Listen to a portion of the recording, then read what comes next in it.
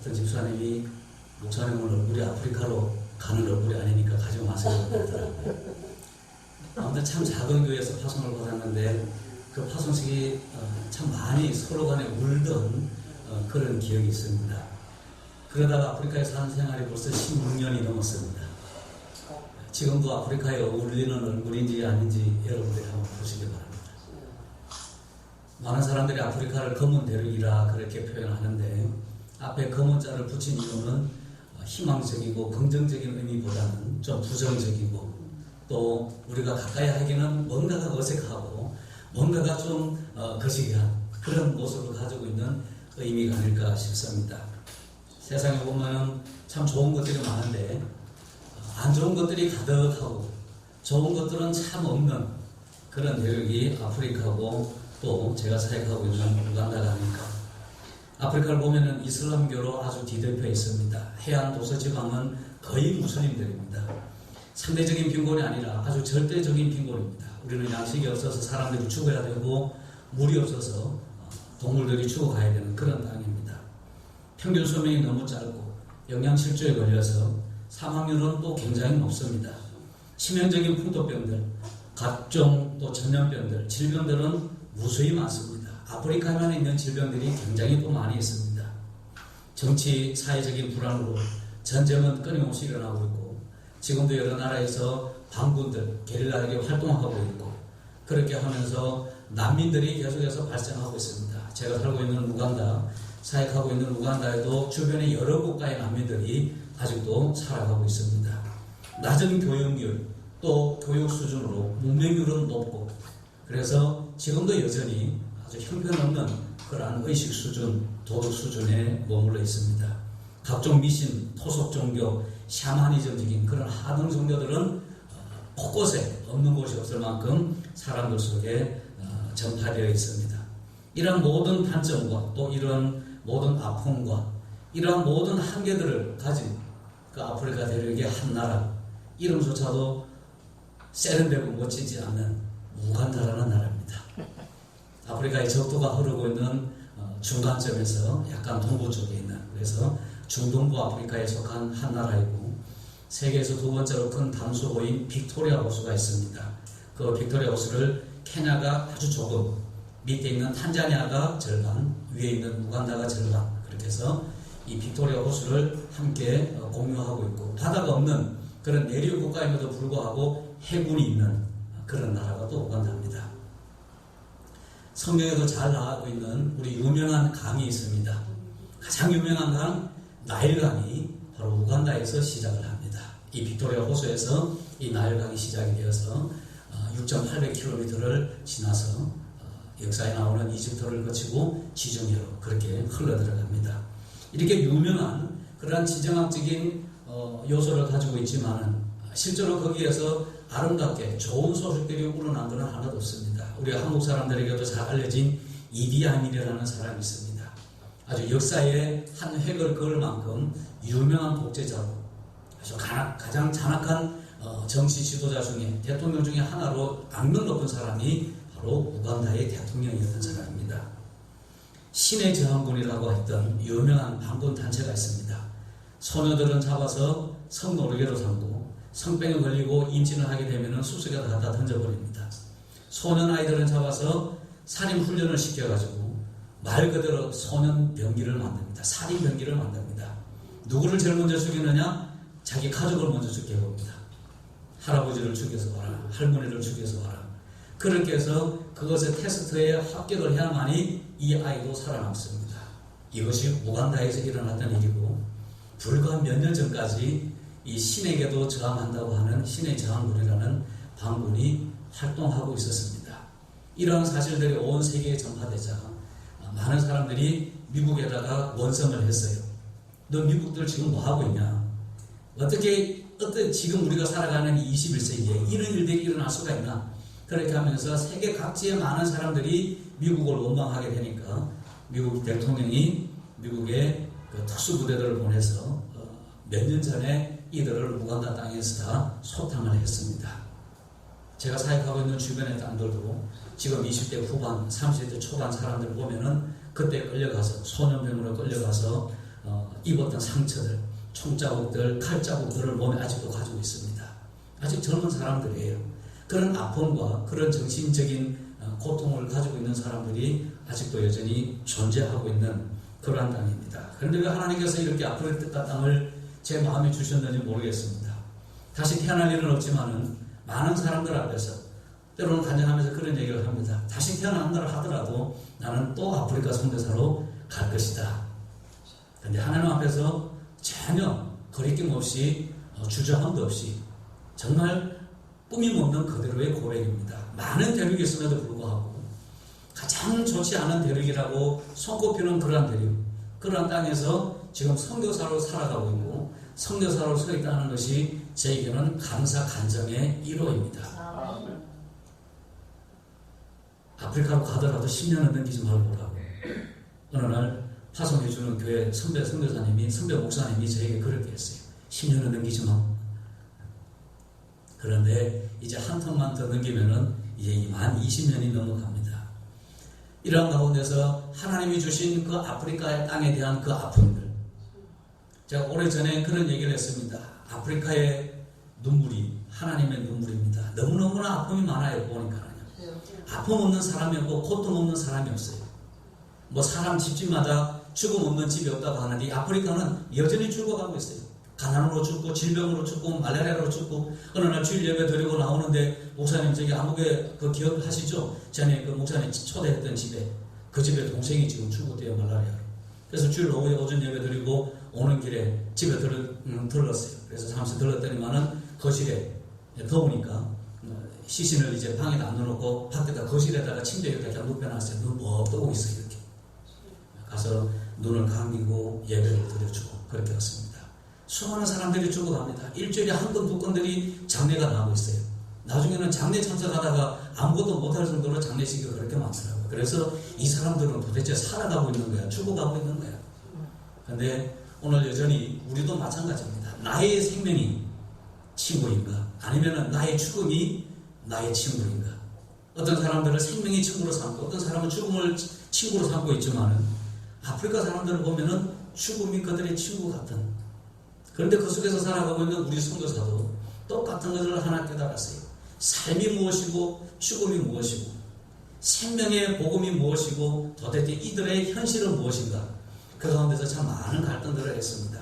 그런데 하나님께서 어쨌든 주셨던 마음, 정말 하나님의 마음이 있는 곳에, 하나님의 눈물이 있는 곳에 내가 서 있다 하는 그러한 감사도 있었고, 그래서 지금은 수도 캄팔라에서 300km 떨어져 있는 아주 시골입니다.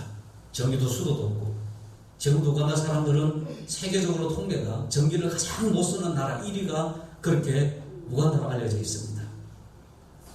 10여 년 전에는 90%가 전기를 못 쓴다고 했는데 지금은 이제 뭐 한 몇 년이 지났으니까 한 80%의 사람들이 아직도 전기 혜택을 못 받습니다. 요즘 세상에 전기 없는 나라가 있습니까? 전기 못 쓰는 사람이 있습니까? 이해가 안 가실 거예요. 우간다가 그렇고 제 사역지도 그렇습니다. 전기수도도 없는 곳에서 비가 오면은 빗물을 받아서 빗물이 없으면은 밤에 트럭을 타고 나가서 물을 길어서 와서 그렇게 사용했습니다. 그렇게 해서 또 공사를 했습니다. 아마 세계 역사에, 한국 역사에 저같이 노가다 많이 한 선교사는 없을 겁니다. 제가 아프리카 선교사로 파송받은 것은 교수 선교사로 나갔어요. 필리핀에서 사역할 때 저희들 교단이 인도에 있는 신학교나 케냐에 있는 신학교 좀 맡아달라고 제안이 들어왔어요.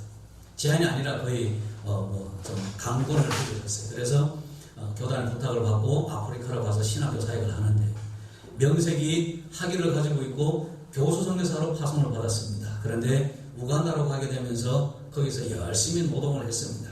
말 그대로 새벽을 보고 일어나면서 밤에 달빛을 보고 집에 들어가야 되는 말도 못하는 그러한 심한 노동 속에서 한 23번의 말라리아를 걸려봤고 한 3번의 장티푸스를 걸려봤고 제 집사람도 똑같습니다. 24번의 말라리아 한 서너 번의 장티푸스. 저는 거기다가 아프리카 홍역까지 제 페이스북에 보면은 그 사진이 있습니다. 그때 아파서 거의 죽을 뻔했던 한 달간을 누워 있었던 그런 적이 있습니다. 그럼에도 불구하고 여전히 제게 주셨던 그 한 가지 마음은 아버지의 마음이었습니다. 그 아버지의 마음을 어디서 느꼈느냐? 저는 제 모든 가족이 어느 해에 한 수년 전에 12월 달 중순에 함께 말라리아에 다 걸린 적이 있습니다. 2주에 걸쳐서 우리 가족 4명 모두가 말라리아에 다 걸려서 누웠어요. 우가나 선교사들이 어쩌다가 말라리아 가족이 됐냐고 그렇게 해서 말라리아 가족 칭호를 그때 들어봤습니다. 제가 4번째 말라리아인데 제 첫째 딸이 첫 번째 말라리아를 걸렸어요. 그때는 아직까지 선교센터를 지어가는 중이어서 저희들 집도 없었고 그냥 큰 건물 하나 방을 지어서 거기서 함께 살고 있었던 중이었습니다. 이쪽에 침대 하나, 이쪽에 침대 하나. 저는 이쪽 침대에서 끙끙 앓고 있고 첫째 딸은 이쪽 침대에서 끙끙 앓고 있고 저는 4번째라도 그래도 견뎠고 어른이어서 그래도 좀 낫지. 지금 이때까지는 살아남았으니까. 근데 그 당시에 중학생이었던 첫째 딸이 이것을 견뎌낼까 너무나 걱정되는 거예요. 그래서 말라리아 걸려서 누워있는 딸을 향해서 제가 적절히 말라리아 걸려가지고 몸도 마음도 비정상이고 약에 취해서 비정상이고 그 딸에게 가가지고 준아 아빠가 기도하자 하면서 머리에 손을 얹고 기도해 주는데 아빠도 열이 나서 펄펄 끓는 손으로 열이 나서 지금 끓고 있는 딸의 머리에 손을 대는데 이거는 기도가 아니었어요. 그냥 둘이 통곡을 했습니다. 그렇게 하면서 도대체 내가 왜 여기에 있어야 되지? 그 당시는 우리는 신호도 제대로 되지 않고 뭐 인터넷도 제대로 터지지 않고 전화도 잘 안 터지는 그 오지예요. 말 그대로 오지. 그냥 깡 오지. 순수 오지입니다. 그 오지 속에서 누가 죽어도 아무도 모를 것 같은 그 세상 끝에 우리가 와 있다고 생각하는데 거기에서 가족이 함께 말라리아 누워 있는 거예요. 일주일 뒤에 둘째 딸이 지금 말라리아 걸립니다. 3명의 말라리아를 다 치우고 나니까는 이제 1명 남은 아내가 말라리아 또 걸려요. 그때가 12월 24일입니다. 온 세상이 기뻐서 즐거워하는데 우리도 기독교인이지 않습니까? 그런데 12월 24일에 3명의 말라리아 뒤치다거리 하다가 말라리아에 걸려서 쓰러지는 거예요.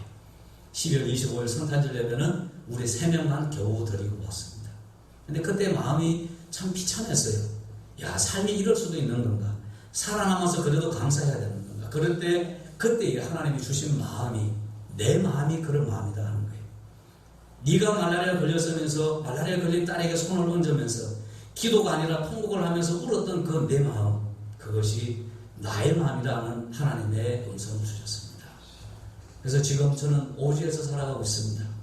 여전히 빗물 받아서 여전히 정기 없이 그렇게 살아가고 있지만은 그 가운데서 하나님의 마음을 느끼고 아버지가 우리를 향하시고 계시는 그 뜨거운 사랑, 그 뜨거운 마음을 그래도 포기할 수 없는 그 아버지의 마음을 우리가 깨달았기 때문에 지금도 견디고 있고 나를 또다시 파송한다면 난 여전히 아프리카로 가겠습니다. 그렇게 제1순위에 아프리카를 집어넣을 겁니다.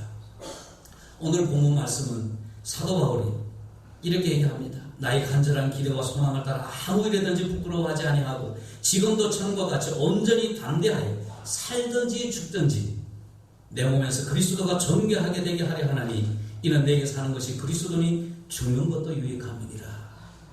저는 아프리카 살면서 한 가지 깨달은 자신감이 있습니다. 죽음에 대한 자신감입니다. 우리가 살아가는 모든 순간이 이거는 산다기보다는 죽어가고 있는 과정이라는 것이 느껴졌어요. 지금 아프리카에 사는 것이 살아있는 것이 아니에요, 사실은. 그럼에도 불구하고 우리는 그 희망을 향해서 하나님의 나라를 향해서 포기할 수 없는 하나님께서 주신 그 포기할 수 없는 그리스도라는 그 이름 때문에 그 타이틀 때문에 그것을 붙잡고 우리는 가야 된다는 그 소명이 우리를 붙잡고 있기 때문에 21세기에 한국에서 강남에서 뭐 이런 것이 표현이 필요가 없어요.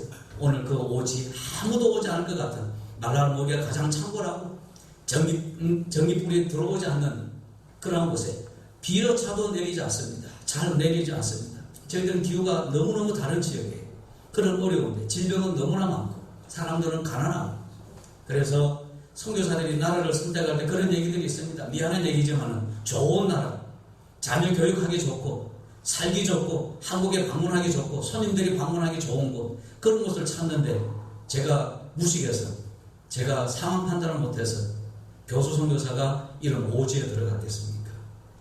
내가 살기 좋은 것이 아니라 선교사가 필요로 하는 것이 어딘가 현지인들이 어디를 필요로 하고 정말 선교사가 가야 되는 곳이 어딘가를 생각해서 저도 좋은 곳 1순위, 2순위, 3순위 다 정해놨다가 그것을 딱 쳐보니까는 지금 사는 곳이 되어버렸습니다. 그런데 그곳에 아버지의 마음이 계셨던 겁니다. 정말 짧은 순간 안에 그래서 지금은 많은 건물들을 짓기도 했습니다. 물질 달라고 기도했다고 보다는 하나님께서 필요하시면 주십시오. 저는 그렇게 기도를 했습니다. 새벽마다 우리 신학교 마당 한 곳에 있는 나무 앞에 그 밑에 콘크리트 벤치들이 있습니다. 그곳에 앉아서 새벽마다 기도했어요. 하나님, 내가 모금을 안 할 테니까 하나님이 필요하시면 물질 주십시오. 그렇게 했는데 지금은 우리 안미 선교센터 안에 신학교가 있습니다. 동아프리카 신학교, 그 다음에 안미천사 유치원, 안미천사 초등학교. 앞으로 하나님께서 기회가 주시면은 고등학교하고 직업전문대학까지 지으면은 아마 제가 은퇴하기 전까지는 제가 원했던 사역 하나는 마무리하지 않을까 그런 생각을 하고 있습니다. 주신이도 하나님이시고 또 보내신 이도 하나님이시기 때문에 역사하셨던 것도 하나님이십니다. 우리의 모든 생명, 모든 사역, 심지어 우리의 모든 건물 하나까지도 하나님이 그려주셨고 하나님이 짓게 하셨고 건축이 기업도 모르는 제가 이제는 그쪽에서는 아주 업자 하자고 건축업을 차리자고 현지인들이 저한테 제안할 만큼 아주 업자가 될 정도로 척척 거려내고 있습니다. 하나님의 역사가 오늘 우리에게 함께하고 있습니다. 살든지 죽든지 먹든지 마시든지 현재일이나 장래일이나 천사자들이나 권세자들이나 오늘 바울이 그러지 않습니까? 마치 우리에게 선택의 여지를 주는 것 같지만은 그렇지 않습니다. 바울은 명확한 결론을 주셨습니다. 그것이 바로 예수 그리스도다. 그분의 사랑이 강건하기 때문에 그분의 사랑이 나를 붙잡기 때문에 나는 그 사랑을 포기할 수 없기 때문에 그리스도니 죽는 것도 유익하다 하면서 그는 당당하게 죽을 수 있었던 겁니다. 하나님의 복음이 오늘 우리 가운데 있습니다. 오늘도 여전히 함께 살든지 죽든지 내 안에서 그리스도가 존귀하게 되고 그 그리스도를 위해서 살아가는 여러분들 되시기를 주의 이름으로 간절히 축원합니다. 아멘.